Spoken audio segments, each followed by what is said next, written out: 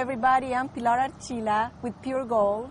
I'm here in this gorgeous, beautiful day, sitting with Raymond Joyce at Roche Farm and Garden, in this area where they have all kinds of items for your yard.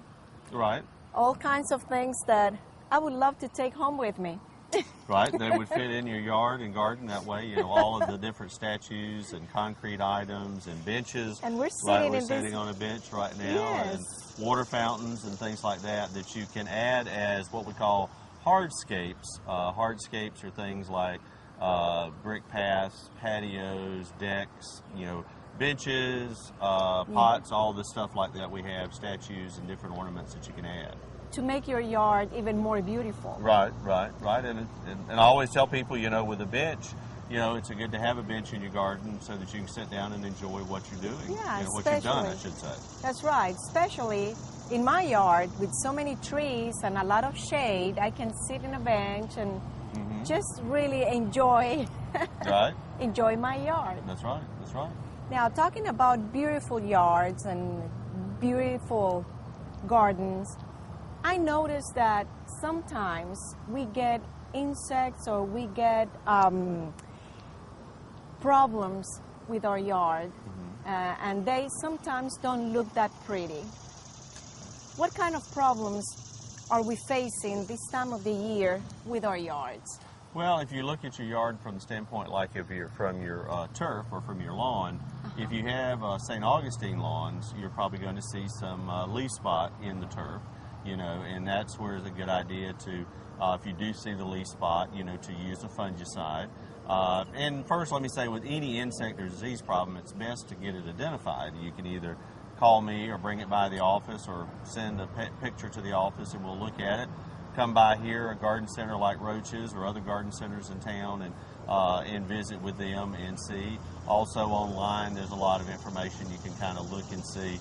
And again, if you go online, we just encourage you to use stuff that is from reputable sources like different universities. Each state in the southeast, as well as many of the states in the country, have an extension service or extension arm out of their College of Agriculture. So that will provide those services. And a lot of the information, publications online and things like that. But identify what you're doing, you know, what you're doing, insect disease that way. And also they'll make a recommendation a lot of times with what product to use. But going back to the St. Augustine, you know, we are seeing some gray leaf spot in some of the St. Augustine. And again, that's not uncommon with the rain that we've had and the humidity. We'll see that. And you expect that with St. Augustine. But a fungicide that's labeled for St. Augustine and that will control gray leaf spot is what you need to look for. Also on St. Augustine, as we get hotter into July and August, we see chinch bugs show up. And chinch bugs are a little insect that will feed on the St. Augustine and cause little yellow spots to show up in your yard. We generally see it more in bright, sunny areas. They generally don't get in the shade. And we see it more on St. Augustine that doesn't have irrigation. And chinch bugs are specific. They only get on St. Augustine grass. They don't affect Centipede or Bermuda or anything like that. So again, an insecticide, and there are a number of contact insecticides that kill whatever they come in contact with. And then there are some systemics as well, because the chinch bugs feed on the grass. So having that systemic in the system, it works much better that way. Now remind us, St. Augustine is a grass that grows better in the shade or sun? It will grow better, and it will grow in both locations. It is more shade tolerant. It's probably, when we look at all our warm season grasses that we grow in the south, they're probably the most shade tolerant. So that's the one I should get for my house? That's right. For your yard where it's very shady, that would be a good option for you there at your house for St. Augustine. Now again, if it's completely, again we say 4 hours or more sunlight is typically what it needs to be. St. Augustine is a wider blade, it's a taller, you're going to cut it taller than you normally do than the other grasses. So beautiful grass, you'll see a lot of it in Florida and along the coast and everything like that, but we can grow it here. And there are different selections that have more shade tolerance. There's also some selections that have more chinch bug resistance than others with St. Augustine. And after we identified what is it that is going wrong with our grass, and if it's a fungicide, what we need. We'll just apply that. You apply it per the directions. Read the label. Read the directions. It will tell you, how much to use. If you're mixing it, how much to mix. If you're spraying it, how much that mix will cover. How many square feet or how long it will it will cover over. It will also tell you how many days to wait before you retreat again. It will also tell you, not to go back in that area until it dries or at a certain area of time that way as well. It will tell you. The label has all that information, and they are difficult to read sometimes because they're small. Little tiny letters. Print. But also you can go online to the company's website and actually print it out bigger or look at it online in a bigger format. Have a huge magnifying. A huge magnifying glass that way. So it is a little bit more difficult to read the smaller ones that way for that. But another grass that we're seeing insects on right now is Centipede. Centipede, we'll see the two-line spittle bug. It's a little black bug with two orange stripes on the top of the body, wings. Yeah. And if you're mowing grass or you're walking through your lawn, you'll see them fly up a lot of times and they'll ride on the lawnmower. And the reason they get the name spittle bug is that when they lay their egg in the grass, they form a froth, or basically something that looks like someone has spit on the ground, and there's a little immature spittle bug in there, and they will actually feed. They have piercing mouth parts, and they'll feed on the centipede. But there again, a good insecticide that's labeled for centipede that will take care of that. Will take care of that, or a systemic that way. Those spittle bugs, the adults, will actually get on your hollies, so you may want to treat your hollies as well to cut down on the number of insects you have. And the way to know if we have those in our hollies, for instance, is if you see actually the insect or the leaves will turn black. Well, you'll see the leaves begin to disappear a lot of times, from the piercing and the sucking of the insect. The leaves will fall off due to damage that way. But the other is you can shake the plant and you'll see them fly up that way. Right. And anything on the Bermuda? Well, with the Bermuda, with all of the grasses, the mole crickets have hatched out now. From the new generation has hatched out. So you will see it show up on St. Augustine, Centipede, Bermuda, Zoysia. They all have the potential for mole crickets. But you can, again, know that you've had a history of those, or either see the tunneling that is done or the damage, and then use an insecticide. There are also some baits out there that you can use as well for the mole crickets control that way. Okay. But with that, but all of the one of the things with our lawns is make sure we cut them at the right mowing height. That's right. Some people go way too low. Way too low. Centipede is about 1.5 inches. Bermuda about 1/2 inch to 1 inch, depending on the type of Bermuda. St. Augustine about 2 inches or so, and then your Zoysia is about 1 inch, 1.5 inches, again depending on what selection of that you have. But again, mow it properly. Make sure your blades are sharp, and then the other is don't overwater. I was going to ask you about the watering. Yeah, don't overwater. About 1 inch, 1.5 inches of water is a week is good. A week, right? If you don't know how much that is, buy some of the little lawn sprinklers, measuring gauges that you can put out there, so that you'll see that as well.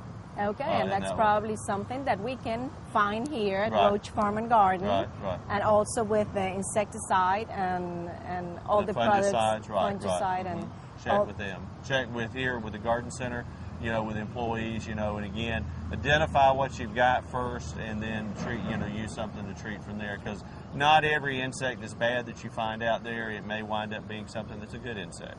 Oh. I would love to know about good insects. There are some good ones. Ladybugs, lady beetles. Oh, they're good? They're good, yes. A lot of those. What about the love bugs? Well, the love bugs are not that good. From there, they don't really cause any plant damage. They just cause a lot of heartache from getting on your car and stuff like that, right. And those will be coming out later in, say, September, October. They'll be coming in. But they're mainly an insect that feeds on wet, decaying organic matter, material like that, so they don't really cause any damage per se on the plants. They're just more of a nuisance than anything. Okay. Yeah. Well, we're going to take a little break to let Raymond breathe, because he... We will be right back.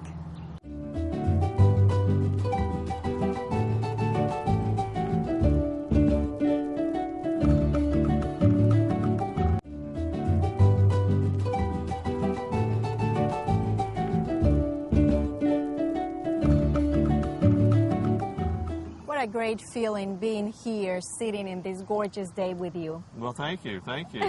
And this gorgeous place, Roche Farm and Garden. It's good to be here. Yes, it is a beautiful day, you know, summer day here, and in the morning it's nice and to get out and everything and enjoy the day. Yeah. Now, we talk about the grass. What about our vegetable garden? Okay. First of all, can we still this late start another crop with our vegetables? Yes, you can. You can. You can basically you can do is basically what we call successive plantings. Is that you can scatter out your plantings throughout the summer. You know, you can plant, say, squash this week, wait a couple of weeks, plant some more squash, and do that. Or if you just want to start completely again, you know, you can, as the vegetables fade, you can pull that up and put down some new vegetables, and it's not too late to do that, you know. Okay. And you still have enough time for it. Now, again, it's going to be meaning that you're probably going to have to water more, and you're probably going to have more insects that get out there because the insect populations have come up, so right. They generally get higher in number that way. So you just have to be a little bit more diligent about watching the plant material. Okay. And what kind of disease or what kind of problems we can have with our vegetable garden? Well, you'll see like on your squash, your cucumbers, watermelon, cantaloupes, all like that, you will see this time of year you'll see powdery mildew or downy mildew, which are, you know, basically you'll start noticing kind of a whitish grayish powder that will get on the leaves. Okay. Using a fungicide labeled for for cucurbits, you know, the watermelon, squash, cantaloupes, using that, you can control that. Also, this time of year, particularly, you'll start seeing more stink bugs as far as insects that way. Other diseases will be, I'll come back to the insects, but other diseases that you'll see will be like just general leaf spots. You'll get some leaf spots that will show up on your tomatoes, plants, on vegetables as well. Just from the general rain and irrigation, you will see that that way. But now, as far as insects on vegetables, you will see quite a few more because, again, the numbers have built up. And I've had a lot of calls, you know, about stink bugs and leaf-footed bugs, particularly on tomatoes. Stink bugs have a long, piercing, sucking mouth part, so they basically pierce into the tomato fruit, and they'll feed. And when they leave kind of the tomato little scar in there that forms like a little callus that you'll see. Yeah. And basically it's kind of a little round area. And when you peel it, you'll see the little yellow spot on there, and you can peel it out. It's fine to eat, but it's just aggravating for that. But it's a reaction from the saliva from the stink bug. That's just like when, during the break you got bit. During the break you got bit by a mosquito. So again, it's the same way our body reacts, you know, by getting red. And then same way with the tomato fruit. I'm still thinking about the saliva and insects. Right, right. But you know, those are things that we see mainly. Now, going back to the squash, you may see some vine borers that'll get into the vine and cause the plant to die. You may see that. But generally, an insecticide, there's several general different insecticides out there. Carbaryl 7, which is the Carbaryl 7 is the brand name.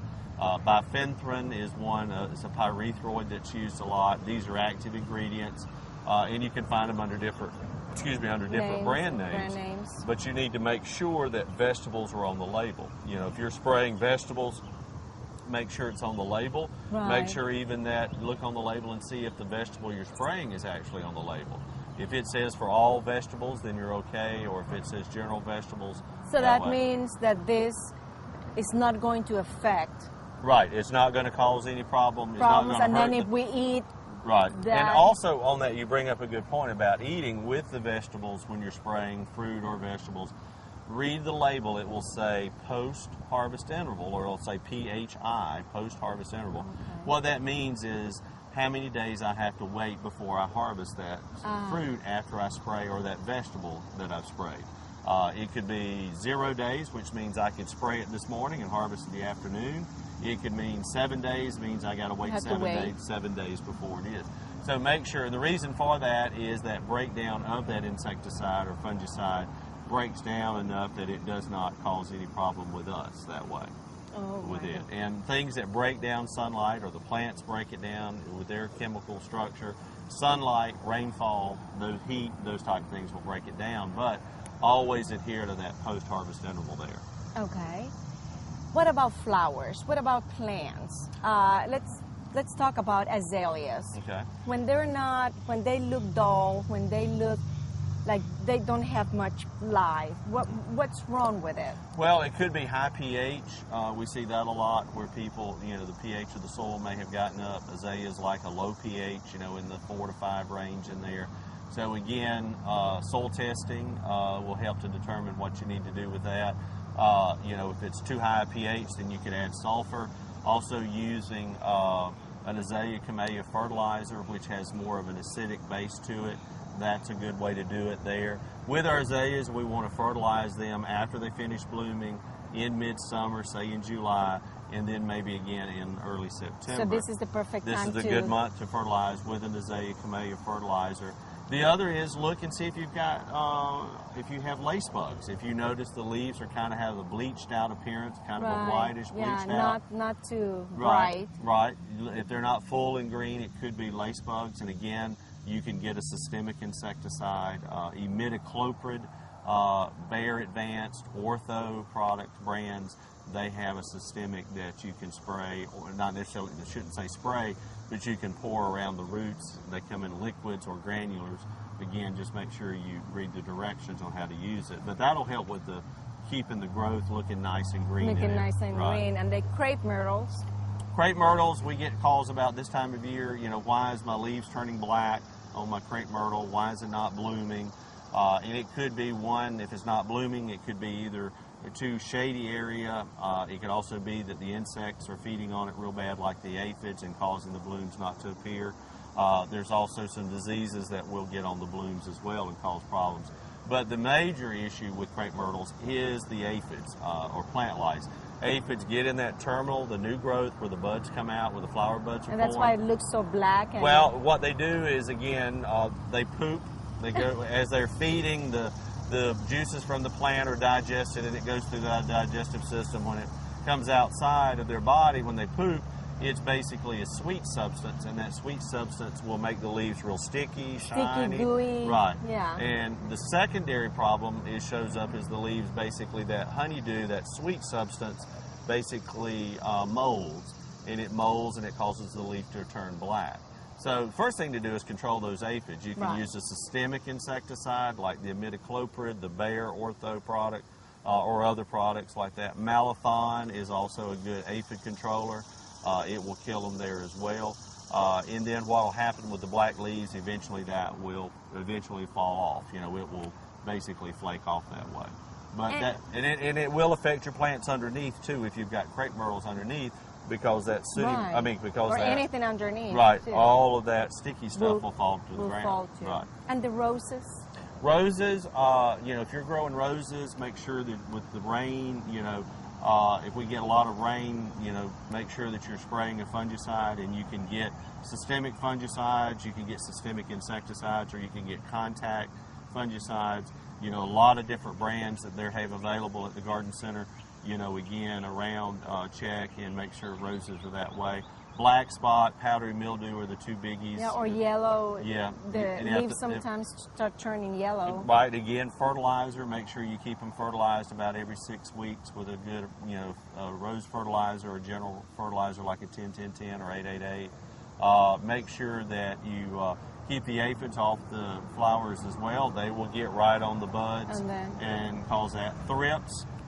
If you ever notice the rose opening up the flower and it's all crinkly looking and brownish, you could have thrips, and again, a good systemic insecticide will work good that way. He's full of wonderful information. I want to just fold him and put him in my purse. All right, well, we're going to take another break and we'll be right back.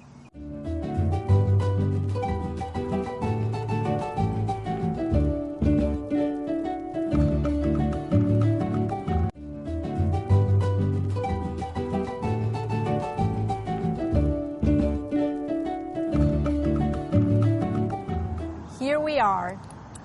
I'm wondering now about your ponds. Okay. People who have ponds, do you have to do something? I heard you fertilize the pond. Right, you can fertilize a pond. Fertilizer does a couple of things for ponds. Again, And there's several other things that you have to take into play with that, you know, the type of spillway you have, how big a pond it is, and things like that. With ponds, fertilization can help increase the poundage of fish, not the number of fish that you have. It can, basically what fertilizer does is it helps to increase the phytoplankton, which fish feed on, and the organisms in the pond feed on. And basically it also darkens the water so that you don't get weed growth. The weed, sunlight hits the bottom of a pond, it will cause the weeds to start growing. So you will have heavier fish. Right, you will have heavier fish. Not, you know, again, we don't increase the number of fish because, again, we don't want to overpopulate the pond. But with fertilization, with that, there, you know, you can do that with a pond. It's not a one-time thing. It's basically we start sometime usually in March, April, fertilizing ponds, and we'll go all the way through till October into November, depending on. It is based on water temperature. When the water and temperature. how often do you do Well, that? you do it based on the ideal thing is to take a stick and get an old hoe handle, shovel handle, or just something that's a piece of PVC pipe will work. And what you do is you stick a shiny object. You can take like a Coke can or some shiny object and flatten it. Foil paper, maybe? Foil paper wrapped around something. Screw it onto the bottom of that pole and mark from that pole up to 12 inches and make a mark so you can see it, you know, brightly colored. And then measure up 6 more inches to 18 inches. And take that stick and stick it in the water. And if it goes out of sight before 12 inches, it's adequately, it has enough bloom on it, it's adequately fertilized. And if it, you know, it's way over fertilized, so you want to wait a little bit. So ideally that object should go out of sight between 12 and 18 inches. If you and that will be just that's fine. If you see it, if you still see the object after 18 inches, then it's a good time to fertilize. Now also with ponds, it's a good idea to, you have to lime the pond from time to time to change the hardness of the water to make the fertilizer work. You know, if you fertilize and the pond doesn't seem to change color on you, then you may need to have the water tested to see if you need lime. You know, and we can help you with that at the extension office as well to determine the hardness and how much fertilizer to use. And lime to use as well, the lime. Right. But as far as the fertilization, there is a set amount. We generally use 1 gallon of liquid fertilizer per acre or either 40 pounds of granular per acre. One of the mistakes homeowners or pond owners do is they just simply throw it out. And fertilizer is heavy, so it sinks to the bottom of the pond and it ties up in the mud. So what you're seeing now is a lot of new fertilizers coming out at garden centers that are more powdery, sugary form. And the reason being that is that it will dissolve before it hits the bottom of the pond, the bottom layer. Like liquid, if I take liquid pond fertilizer and I pour it directly out of the container, it sinks to the bottom of the pond, ties up in the mud, and it does no good. Yeah, it won't be released. You're wasting your time. Right, so what you do with the liquid, you mix it up in a slurry, you mix water, you dilute it, like 1 to 10 ratio, and then you just kind of sling it out or trickle it out behind a boat motor or trolling motor that way. The granular, you want to take just an old pallet, lay it under about 12 inches of water, wooden pallet, and take your 40-pound bag and cut an H in it, peel it back, and set it under the water and just let the water dissolve it out that way. But there are some of the more finely ground fertilizers that you can buy that basically will dissolve. And again, a good way to do that, you can mix it with water, or I would do it, you know, in the deeper end of the pond with the what we call almost like sugar type fertilizers that will dissolve out that way. But fertilization is not a one-time thing, it's an ongoing thing, and it's based on that 12 to 18 inch rule. You know, if that shiny object goes out of sight between 12 and 18 inches, you're good to go. If it still see it after 18 inches, then you need to consume fertilizer. Right. And if you need to test your water, we can go ahead and see you. Yeah, this brings us about a quart of water with no mud in it or no leaves or anything in it out of the pond, and we can do a quick test and see what you need to do from there. What you need to do. Right. All right. But pond fertilization, you know, some people don't do any fertilization and the ponds are fine than others, but the thing that fertilizer does goes back to it. One, it helps increase the poundage of the fish, and it also helps to darken the water to keep the weeds out. Now, one other thing, if you don't want to fertilize, but you've got a weed problem, or you can see the bottom of the pond, you can actually buy pond dyes, which are food-grade dyes that you put into the pond, and it basically will color the pond and darken the pond. Sometimes you'll see them blue or greenish color. You'll see like that. Yes. And that's a dye. I've got an uncle who does that, and he uses the dye, and it basically darkens the pond and keeps the pond free of weeds that way. Yeah, and not only that, this is me thinking, if you Uh-oh, have... we're in trouble. I'm thinking, if you have your pond kind of dark, the huge big birds that sometimes come and get your fish out will not see the fish, or they will. Well, I mean, it's according to how close the fish is at the top, but it does, that would be one thing that possibly could cut down. Yeah, because I Never thought of that before. Oh, I think about that stuff. Never thought about the fish, It's the circle of life, circle of life. Mr. Hawk has to eat. Yeah, but I do have, I don't have a pond. I do have like a little... Right. Thing with fish. I've seen huge birds coming and getting my fish out. Right. Yeah, in small ponds, what many people have to do is they have to put shade cloth over the top or some type of netting over it, particularly those with koi ponds or small ponds like that you'll see. I did that, but I don't know what happened. My fish jumped on top of that. I found my fish on top of that. I don't know if I did it way too close. I don't know. Yeah, you need a little room for it in there. Little room, yeah, because I did it at the same level of the water, and the next day my fish were on top of the net. I don't know why. Okay. So I thought that was a bad idea, Pilar. Sometimes my ideas are not that great. Well, at least you're trying. You're trying. I'm trying to save the fish. That's right. Your heart is there. That's it. But yeah, with the fertilization, or ponds, they can be fun, but they can be troublesome at times with weeds and things like that. Yes. But there are products that can help. And again, if you've got weed issues, have the weed identified, before you use anything. You use some, because not everything you use on the land can be used in the pond, because that's a whole different environment. Absolutely. Right. And we don't want to kill the fish. That's right. That's right. And I'm sure that for even that, we can come here to Roche and Farm and Garden and get our pond fertilizers and stuff like that. I'm sure you can. Listen, I love doing shows with you. Well, thank you. I appreciate it. It's I always learned fun so with you. much. Yes. I learned so much from him. Yeah. We all appreciate you very much. Right. One day we'll have to get our hands dirty. One of these days we will. That'll be a special show too, folks, for Pilar to get her hands dirty. We'll do that. No, I enjoy doing it. And thank you for TV 35 for all your help and support that y'all give Extension as well. Yes. Thank you so much for your support, and thank you all of you for watching, and keep watching more interesting shows. Until next time.